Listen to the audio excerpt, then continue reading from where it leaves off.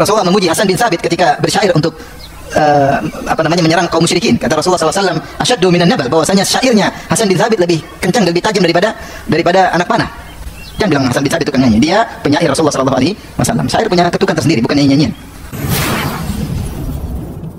Di antara cerita menarik adalah cerita Labid bin Rabi'ah al-Amiri dari kabilah Hawazin. Labid bin Rabi'ah al-Amiri, dia adalah salah seorang dari 7 ashabul mu'allaqat, al-mu'allaqatu sab'ah. Al-mu'allaqatu sab'ah maksudnya adalah pujangga-pujangga terhebat dari kalangan Arab dari zaman jahiliyah. Pujangga-pujangga terhebat. Saking hebatnya mereka bikin syair mereka digantung, ada yang mengatakan ditempel di astar Ka'bah, di Ka'bah ditempelin, karena begitu indah syair mereka, nggak ada yang bisa bikin seperti mereka. Kemudian bertambah lagi jadi 10. Al-mu'allaqatul asyarah, sebelumnya 7. Ini semua orang hebat. Di antara orang hebat tersebut ada orang namanya Labid bin Rabi'ah al-Amiri dari kabilah Hawazin. Ada namanya Al-A'sha, ada namanya Antara, ada beberapa orang yang syair mereka sampai sekarang menjadi patokan oleh orang-orang Arab. Orang Arab kalau belajar ilmu adab, mereka pasti belajar syair-syair ini, karena ini intisari bahasa Arab. Pujangga-pujangga yang terhebat, tidak ada yang bisa mengalahkan mereka.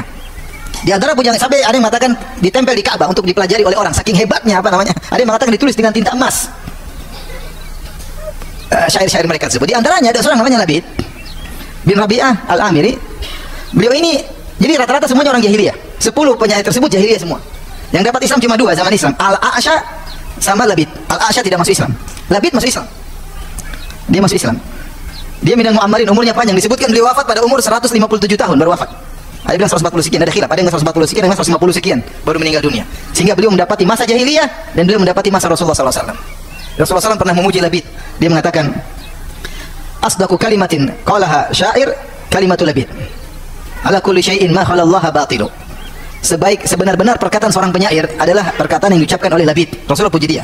Yaitu dia pernah bikin syair, dia mengatakan ala kulli syai'in ma khalallah batilu. Semua selain Allah batil, akan sirna. Rasulullah puji, hadis riwayat Bukhari. Kemudian dia masuk Islam. Kemudian Labid masuk Islam. Saking hebatnya sampai kalau ada orang mau bicara tentang orang hebat pasti Labid. Sampai diriwayatkan Imam Syafi'i berkata, walaula syi'ru bil ulama'i yuzri lakuntu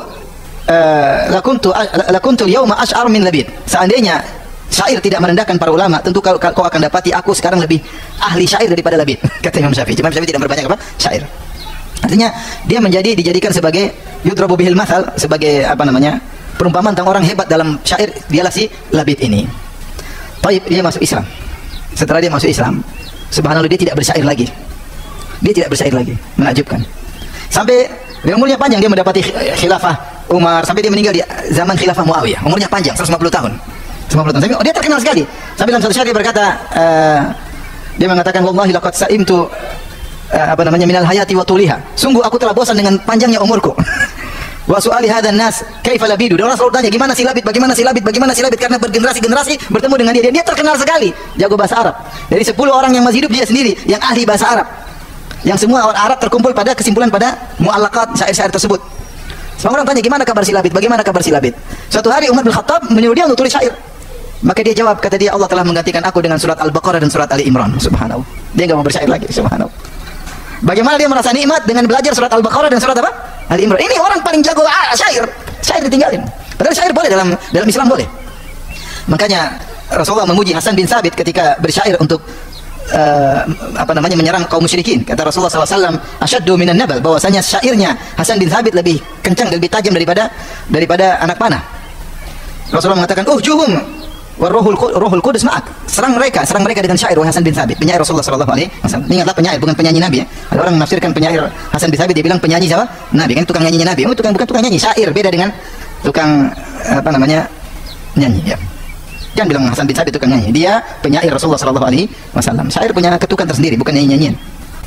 Tapi intinya Labid ini akhirnya tidak lagi bersyair. Padahal syair itu sangat lezat.